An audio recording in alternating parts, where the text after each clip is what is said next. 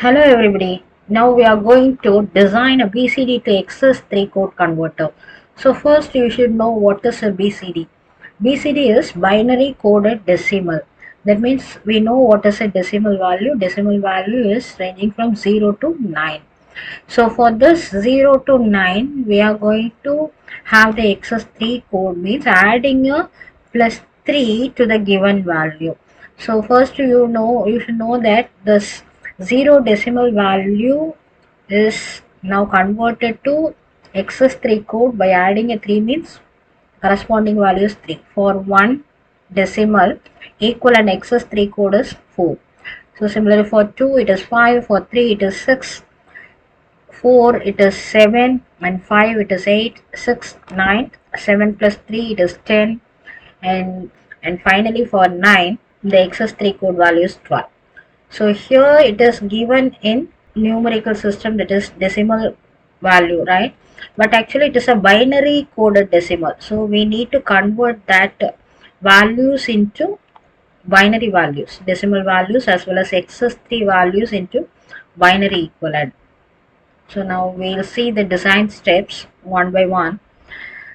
So for designing this converter, first initially you have the BCD code that should be converted into XS3 code, means we need to follow these steps. The first step is identifying the inputs and outputs. So what are the inputs here and the output? Second step is to form the truth table.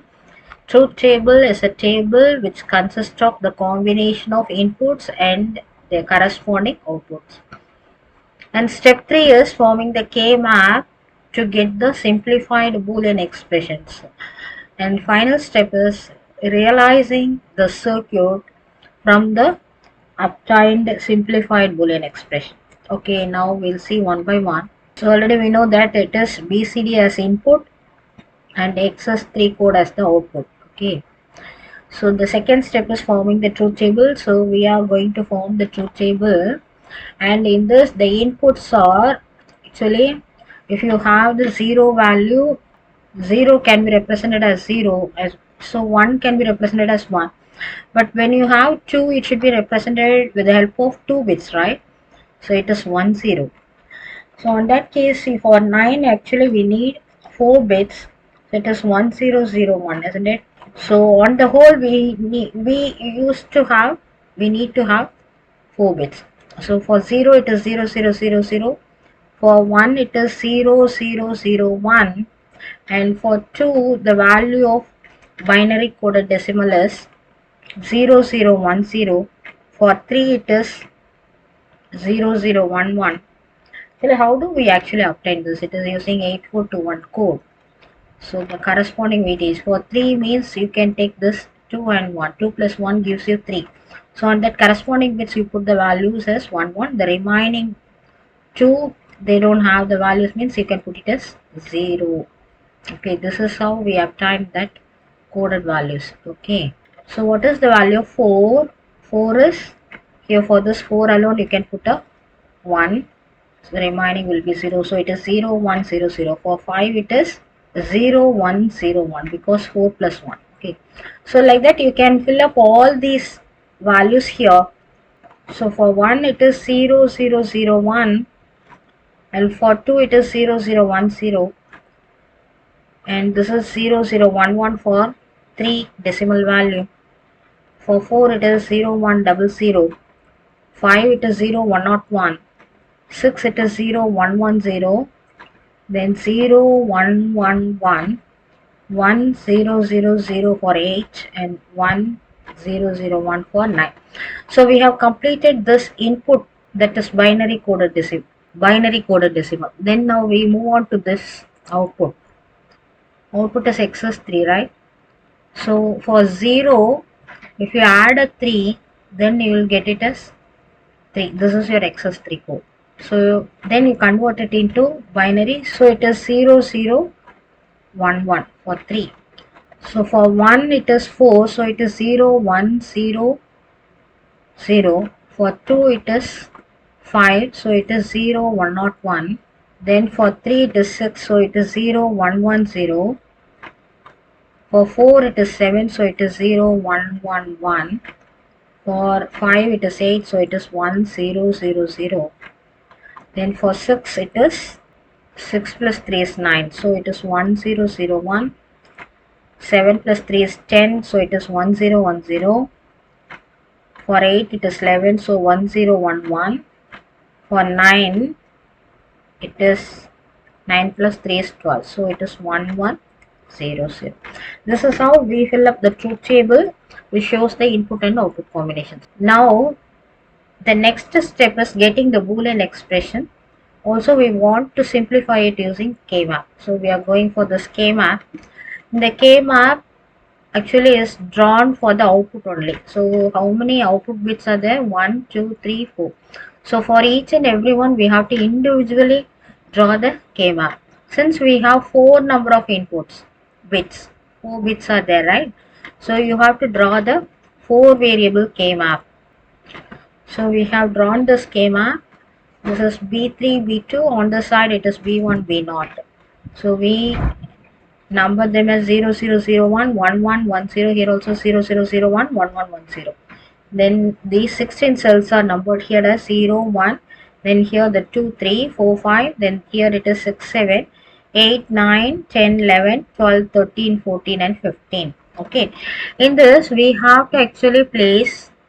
So first we have to check the ones available for this x3. So here you have the one, here, here, here, here. So from 5 to 9 you have the ones, right? So you have to place the corresponding cells, that is for the 5th cell, 6th cell, 7th, 8th and 9th. For these cells we have to place a 1. So for 5, 6, 7, then 8 and then 9. For these we have placed the ones, and the remaining higher values will be given the don't care, because we don't care about the values after this 9, because BCD is binary coded decimal, so it ranges from 0 to 9 only. So the higher order values like 10, 11, 12, 13, 14, 15 will be having the don't care conditions only. So for 10 it is X don't care, 11, 12, 13, 14 don't care and 15 also don't care. Now we have to group them. Okay, so how would you group this? So we can form a 8 number of cells combined, and for this we can write the expression as corresponding to this and this. So it is B3, right? So it is B3. On this side everything get cancelled, so answer for this particular loop is B3. Then we can form the group like this. For this loop you can write the expression as this corresponds to these two, right? So that makes B2, and here it is representing B0 only, right? So it is B2 B0. Then we can frame another loop by combining these cells 6 7 14 15. So for this here also it covers these two, that means here we have the one, these get cancelled, that corresponds to B2. Here you have this 1 and 1, that corresponds to B1, and B0 is having varying values 1 and 0, so they get cancelled. So the answer for here is B2 B1. So now we can write the expression for this x3 as x3 is equal to B3 plus B2 B1 plus B2 B0. This is the expression we have got for this output x3.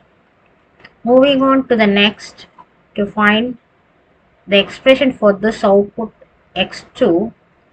Now we can look at this. Here we have the ones here, so that corresponds, here also we have a 1, right? So that corresponds to 1 2 4 and then 9, isn't it? So we can place the ones there, this 1 for 1, and for 2, then for 3, then for 4, then we have it for 9. And then we can place the don't care for the higher order values, that is 10, 11, 12, 13, 14 and 15. Okay, that's all. Now we can do the groupings here. So here we can combine this 1 and 1 with this x and x. So we got the 4 cells combined. For that we can write the expression as this corresponds to this one and this one, isn't it? Here it is. So these two get cancelled. 0 0 is there. 0 0 corresponds to B2 bar, and here we have this 1 and 1 corresponds to B1, and B0 get cancelled, right? So we got this expression for this loop. Now we can form the second one. So this is by combining these two along with this. So for that we can write the expression as these two, right? So there you got B2 dash B2 bar, and here you have these two, right? So that corresponds to B0. Then the next one, this one can be combined with this x, so that we get the expression here as this corresponds to B2, and here it is B1 bar and B0 bar. So for x2 output we can write the expression as, so this is equal to B2 bar B1 plus B2 bar B0 plus B2 into B1 bar B0 bar. Now we move on to the next one, that is x1. So for that x1 we have the one, here you have the one that corresponds to 0, and then here this one that corresponds to 3, and here you have one that corresponds to 7, this one corresponds to 8. So we can place the ones accordingly. So for 0 we place a 1, then for 3, then we have it for 7, then it is 8. Then we place don't cast for 10, 11, 12, 13, 14 and 15. So we missed one more thing, that is here we have a 1 corresponding to 4. So for 4 also we can place a 1. Now we can combine them, right? So this makes one loop. These 4 cells can be combined. So for this we have the value as this B1 B0, and for this we get it as or B1 bar and B0 bar. So for this x1 the output can be written as x1 is equal to B1 B0 plus B1 bar B0 bar. Okay, yes. Now we move on to this x0. So for x0 it corresponds to 0, 2, then 4, 6, 8. It's all the even numbers, right? So for that we place the ones for 0, 2, then 4, 6 and then 8.